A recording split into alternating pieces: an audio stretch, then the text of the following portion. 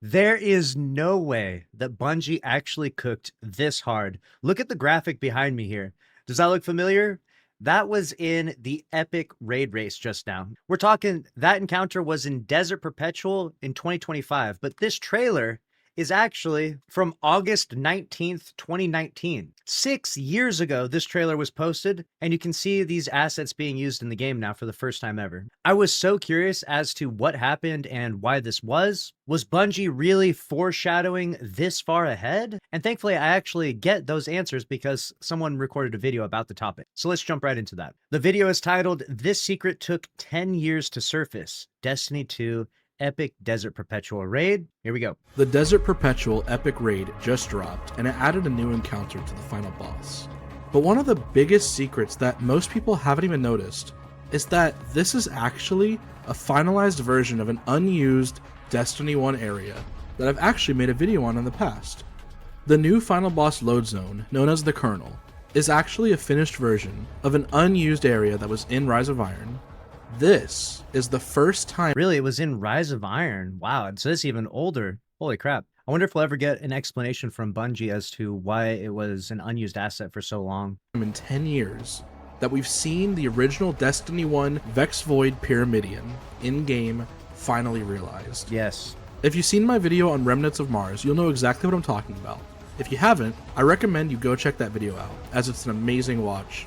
Most might not know this, but Mars had an entire cut area called the Lost Oasis or the Dead Forest that was eventually ported over as Io for Destiny 2. And while the Pyramidion did go to Io in Destiny 2, the original interior was cut and remade into the Strike. Now obviously it's not an exact one-to-one, but I have some concept art and things I want to show you that prove it. First off, we have concept art from 8 years ago from Jesse Van Dyke of the Pyramidion interior for Destiny 1. Notice where the pillars meet and they intersect. We have another concept art here of the giant hexahedron in the middle. And notice how similar this is to the final boss area in Desert Perpetual. Oh yeah. These clips are in my Remnants of Mars video, but I went ahead and put them in here so you can see the similarities of the unused area before it was finished back in Destiny 1, and the finished area in Desert Perpetual all these years later. I wonder what sort of unused areas there are still remaining in Destiny, right? Like what other things was Bungie cooking that never got delivered? Because if they were sitting on this one for this many years, that's kind of crazy because this was actually such a nice encounter and such a cool addition to Desert Perpetual. I honestly, this alone made Desert Perpetual like top 3 for me all time in terms of raid experiences. So I'd love to know or see like some concept art of other areas that never actually existed in Destiny 1 or Destiny 2.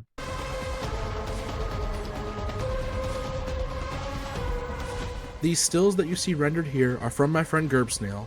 He's much more talented than I am at Blender, so these look a lot better than I could make. But these videos here are direct renders from the Destiny 1 Pyramidion before it was finished. It's just crazy to me that the hexahedron that we knew from Destiny 1 that was never used 10 years ago finally is in game. 10 years ago, it finally makes it in the game. Wow. And in a fully realized state. It's not a direct one-to-one, but it pulls from that original idea. It almost seems like they took that original map file and just finished it, finally fully realizing what this area could have been. And the craziest part was that there were theories of the Vex Void expansion from Destiny 1 having a raid in the Pyramidion, and this just feels like its spiritual successor. It feels like it's finally in its fully realized state. Also, for those who don't know, in my Remnants of Mars video, my buddy David took the map files from Destiny 1's Lost Oasis, and he ported them over into Unreal Engine 5 so we could actually physically walk around and see the space. So I went back into that Unreal Engine 5 loadout of the game, and I went back to the Pyramidion just to compare and contrast the differences. And like I said, this one is completely unfinished. You can see where they pulled the inspiration from to finish the Desert Perpetual Epic Raid area, and see just how similar these places look. Obviously, the center of the hexahedron is a lot bigger in Destiny 2's raid.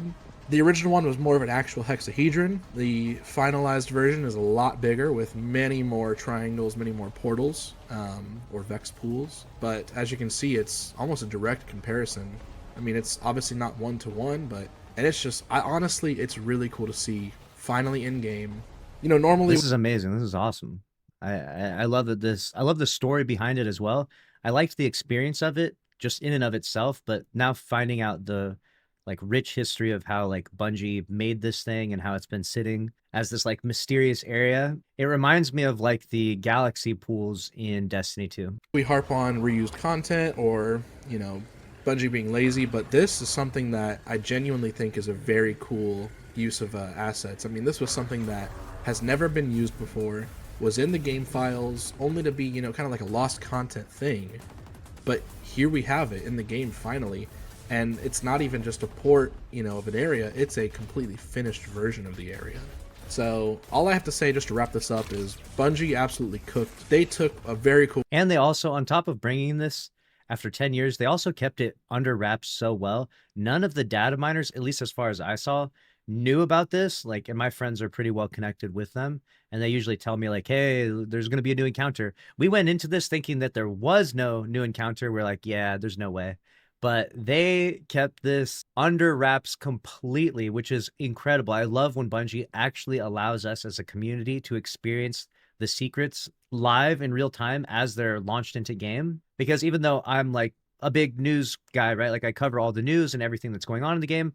I hate it when leaks kind of spoil the fun, It's like an unfortunate double-edged sword. Like because the leaks happen and everyone already talks about them, and they're like widespread, it's almost like ignoring it is a waste of time. So we usually interact with the leaks when they do come out, but it's not my favorite method of delivery. Like I would much rather prefer to experience it in game as it happens. It's so much better that way. And this was such a cool experience. It was so nice to get a fresh surprise jumping into the epic raid. Concept that was never realized and finally implemented it. And it honestly gives me hope, to see maybe galaxy pools used one day, or That's what I'm shard, talking about. which is another cut area that's also in the game files. But it's very cool to see finally fully realized. So like I said, I just wanted to hop on, get this video out, and make the comparison between the two, because most people don't know that this was a cut area that is now finally in the game. And so just shedding some light on that, so pass it around, share it, send it to your friends. But with that being said, I will see you guys in the next one. Take care. All right, so there it is. That was the video from Solus, and it's called This Secret Took 10 Years to Surface, and I found it to be very interesting. And if anyone out there is like going to roast Bungie and be like, oh, recycled content, I mean, I don't think anyone's actually going to say that. But if you did want to say that, like obviously it wasn't content that was actually used in game. It was just in the game files, and the time and the execution and the delivery of this really was so perfect and so well done that it honestly amazes me. I feel like the raid and dungeon team at Bungie is like doing incredible things, but everyone else is just sucking ass right now. And I hate to be so crude about it, but it's just like there's no other way of putting it, where you're just like, this experience was incredible. I wish that more people weren't burnt out on Destiny 2 because of the lame portal power grind BS that Bungie's created. I wish that more people got to experience this or hear about this, which is why I've made several videos talking about it, because if you are a big Destiny fan, this is a really cool experience. This is actually a really good raid, and it sucks that the timing of it though, like it happened literally at like the lowest point for Destiny 2 population and Bungie's sentiment in general. So, but even still, even though I know a ton of people will roast me for giving Bungie any sort of kudos or praise, right? I still think that we should always evaluate the things that Bungie delivers in and of themselves.